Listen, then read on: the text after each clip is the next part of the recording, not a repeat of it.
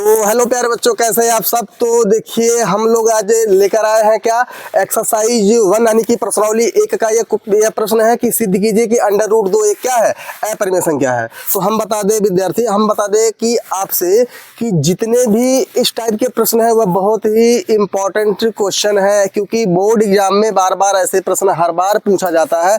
तो इसीलिए आपको इस तरह का प्रश्न तो एकदम से करने आना चाहिए जो है, क्योंकि इस टाइप के 3 टाइप के प्रश्न है इस तरह के क्वेश्चन में जो है।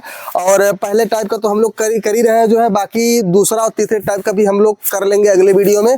तो बाकी आप केवल देखिए अभी कि इस तरह के प्रश्न को कैसे करना है। क्या दिया बोर्ड में कि दिया है कि सिद्ध कीजिए कि अंडर रूट 2 क्या है, एक अपरिमेय संख्या है। तो सबसे पहले क्या करना है भाई, हमें दिया है कि सिद्ध कीजिए कि अपरिमेय संख्या, हमें मानना कि अंडर रूट 2 क्या है, एक परिमेय संख्या है। तो देखिए एक एक स्टेप कैसे करते हैं, आराम से देखिए तो समझ में आएगा। तो सबसे पहले क्या लिखना है, यहाँ लिखेंगे सॉल्यूशन यानी कि हल। क्या लिखेंगे, माना अंडर रूट 2 एक क्या है, परिमेय संख्या है।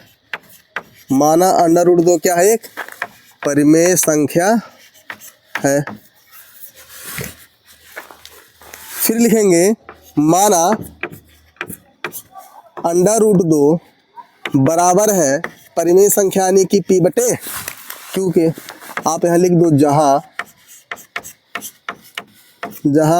p व q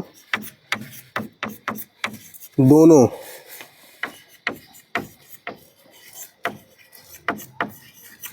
सहअभाज्य संख्या है और तथा क्या है, Q 0 के बराबर नहीं। आपको इस तरह से इतना मान लेना है। उसके बाद क्या करना है, देखिए ध्यान से भैया। हमने सबसे पहले क्या लिखा, माना भाई अंडर रूट 2 क्या है, एक परिमेय संख्या है। जो परिमेय संख्या p बटे q के क्या है, बराबर है, जहाँ p और q दोनों क्या है, सहअभाज्य संख्या है तथा q 0 के बराबर नहीं है। और तो अगर किसी को नहीं पता कि सहअभाज्य संख्या क्या होती है, तो सहअभाज्य संख्या उन्हें कहा जाता है जिनका HCF यानी कि महत्तम समापवर्तक कितना होता है, 1 होता है। जैसे फॉर एग्जांपल हम बता जल्दी से 15 और 16 है, तो 15 का गुणनखंड करेंगे क्या आएगा, 3 गुणे 5, और 16 का करेंगे 2 बार कितना आएगा, 2 कितनी बार आएगा, 4 बार। इन दोनों में 3 और 5 के गुणनखंड में 2 के गुणनखंड में कुछ कॉमन है क्या, इसमें कुछ नहीं कॉमन है। तो यहाँ पे जब जहाँ कुछ नहीं कॉमन होता उसको हम क्या मानते हैं, वहाँ पे 1 होता है। इसका मतलब इसका HCF कितना होगा, 1। तो इसी तरह से जिनका HCF 1 होता है उनको बोला जाता है सहअभाज्य संख्या। भाई जिनका HCF 1 से ज़्यादा होगा, 2, 4, 6, 8, 10 होगा, उनको सहअभाज्य संख्या नहीं कहा जाएगा। तो इस तरह से हो जाएगा। अब देखिए ध्यान से, हम लोग क्या करने वाले भाई, इसका क्रॉस गुणा कर लो। तो अंडर रूट 2 बराबर है p बटे q के। तो यहाँ हो जाएगा हमारे पास p बराबर कितना हो जाएगा, p बराबर हो जाएगा अंडर रूट 2q। तो अगर हमें यहाँ से q का मान निकालना हो तो हम यहाँ क्या लिखेंगे भाई, p अंडर रूट 2 किस में है, गुणे में उधर जाएगा तो किस में हो जाएगा, ये बटे में हो जाएगा, बराबर में क्या हो जाएगा, q हो जाएगा। अब क्या करने वाले हैं, इसका करने वाले क्या, वर्ग करने पर। तो यहाँ लिखेंगे क्या, वर्ग करने पर। तो वर्ग करने पर तो क्या हो जाएगा भाई, यहाँ पे p का वर्ग करेंगे तो p स्क्वायर हो जाएगा।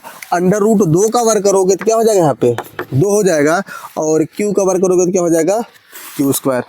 अब आप लिखोगे क्योंकि, क्या लिखोगे भाई, चूंकि p और q सहअभाज्य संख्या, और सहअभाज्य संख्या मतलब पूर्णांक ही होता है।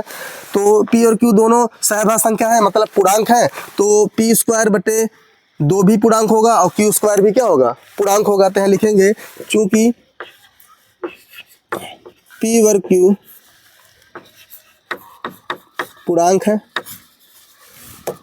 इसलिए क्या हो जाएगा भाई, p स्क्वायर बटे 2 यानी कि p स्क्वायर बटे 2 क्या हो जाएगा भाई, परिमेय संख्या है। भाई p बटे q परिमेय संख्या होगा। या आप इस तरह से लिख दो कि भाई अभी इसका एक प्रमेय है, एक प्रमेय इसमें दिया है कि भाई अगर पूर्णांक का स्क्वायर किसी अभाज्य संख्या से विभाजित है तो बिना स्क्वायर के भी क्या होगा, वह विभाजित होगा। जैसे कहने का मतलब ये है, जैसे मान लीजिए कोई पूर्णांक है, मान लीजिए 15, अगर 15 जो है 3 से विभाजित है तो 15 का स्क्वायर, तो 15 का स्क्वायर भी 3 से विभाजित होगा। जैसे 15 का स्क्वायर कितना हो जाएगा भाई, 225 भी 3 से क्या होगा, विभाजित होगा। जैसे 15 3 से विभाजित होगा, तो इसलिए हम कह देंगे कि भाई लिखेंगे यहाँ पे कि पी और क्यू दोनों क्या है, पूर्णांक है। इसलिए हमारे पास क्या हो जाएगा, अब देखिए यहाँ पे लिखेंगे कि जो है पी स्क्वायर 2 से क्या होगा, भाज्य। पी स्क्वायर 2 से क्या होगा, भाज्य होगा। तो अतः क्या होगा, अतः लिख देंगे पी भी 2 से क्या है, पी भी हमारा 2 से भाज्य है। तो पी भी हमारा 2 से क्या होगा, भाज्य। अब जब पी 2 से भाज्य होगा तो क्या फिर किया जाएगा, जब पी 2 से भाज्य होगा तो भाई हम मानेंगे कि भाई कि जब भी पूर्णांकों का, पूर्णांक से अगर पूर्णांक में भाग दिया जाए तो भागफल पूर्णांक आए या ना आए, लेकिन परिमेय संख्या आता है। तो हम यहाँ लिखेंगे कि माना, क्या लिखेंगे, माना अंडर रूट, सॉरी, माना कि P में, माना कि जब P में 2 से भाग दिया जा रहा है तो शेषफल क्या आ रहा है भाई, तो रिजल्ट क्या आ रहा है भाई, एक K1 आ रहा है। यहाँ लिखेंगे K1, जहाँ क्या है, K1 एक क्या है, पूर्णांक। K1 एक क्या है, पूर्णांक है। इसलिए क्या हो जाएगा हमारे पास भाई, अब P बराबर क्या हो जाएगा भाई, 2K1। इसको मान लो समीकरण नंबर 1 मान लो। अब लिखेंगे P का मान, समीकरण नंबर, P का मान समीकरण 1 में रखने पर। अब जब P का मान समीकरण नंबर 1 पर रखेंगे तो क्या होगा भाई, 2K1 बटे में 2 स्क्वायर बराबर में क्या हो जाएगा, Q स्क्वायर। तो 2 का और कितना हो जाएगा भाई, 4K1 का स्क्वायर बटे में 2 बराबर क्या हो जाएगा, Q स्क्वायर। अब 2 से 4 कटेगा कितनी बार में, 2 बार में। तो 2K1 का स्क्वायर बराबर क्या हो जाएगा, Q का स्क्वायर। अब ध्यान से देखिए यहाँ पे क्या करना है, उसके बाद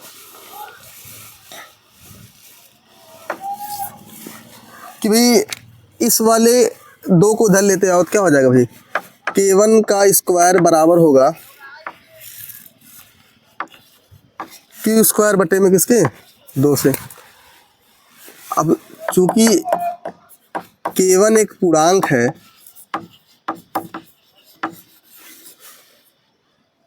इसलिए K स्क्वायर, K1 का स्क्वायर भी क्या होगा, पूर्णांक होगा।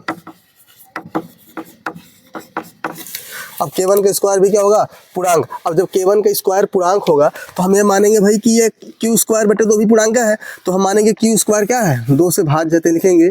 चूंकि Q स्क्वायर 2 से भाज्य है तो Q भी 2 से क्या होगा,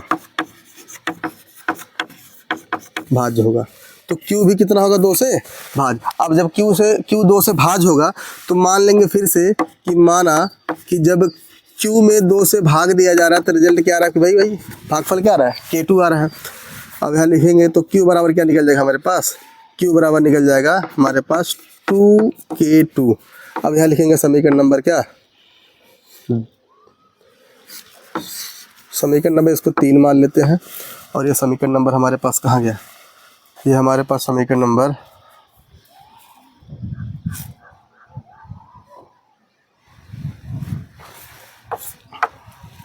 2, समीकरण नंबर 2 हो गया, समीकरण नंबर 3 हो गया। अब हम क्या देख रहे हैं भाई कि हमने क्या माना था शुरू में कि भाई P और Q दोनों क्या है, सहभाज्य संख्या। सहभाज्य संख्या का मतलब क्या होगा, एक के अलावा कुछ भी कॉमन नहीं होना चाहिए था। अब देखो ध्यान से P में, तो यहाँ P में क्या कॉमन दिख रहा है, क्या दिख रहा है, 2, और Q में क्या दिख रहा है, 2। इसका मतलब क्या होगा भाई, हमने माना था कि P और Q दोनों सहभाज्य संख्या है, लेकिन अब क्या देखने को मिल रहा भाई कि P में 2 है और Q में भी 2 है, मतलब 2 तो कॉमन हो गया। इसका मतलब P और Q सहभाज्य संख्या नहीं है। अतः हमारी पूर्व कल्पना क्या थी, असत्य है। अंडर रूट 2 क्या है, परिमेय नहीं क्या है, एक अपरिमेय संख्या। तो इस तरह लिखेंगे, तो यह लिखेंगे समीकरण, यह लिखेंगे समीकरण 2 व 4 से स्पष्ट है कि P व Q के अभाज्य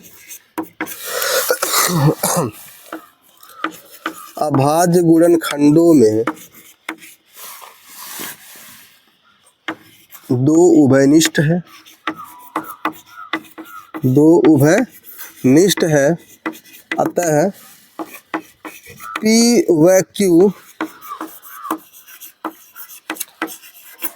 सहभाज्य संख्या नहीं है। अतः हमारी कल्पना क्या है, असत्य है। √2 क्या है, अपरिमेय संख्या। तो इस तरह से आपको भी मतलब इस तरह से आपको करना जो है, बाकी कोई दिक्कत नहीं है। किसी भी क्वेश्चन में आप आराम से देख करके देख लो, इस तरह से आप इस प्रश्न को आसानी से कर सकते हो। उतना मुश्किल नहीं है, थोड़ा सा इसका प्रोसेस बड़ा है, बिल्कुल एग्जाम में लिखने वाला या सिस्टमेटिक तरीका है। आप भी इसी तरह लिख करके आएगा तो पूरा नंबर, अच्छा नंबर मिलेगा, जो है एक भी नंबर कहीं नहीं कटेगा। तो प्रोसेस थोड़ा सा लंबा है, आप 1-2 बार प्रैक्टिस करोगे अच्छे से हो जाएगा जो है, ठीक।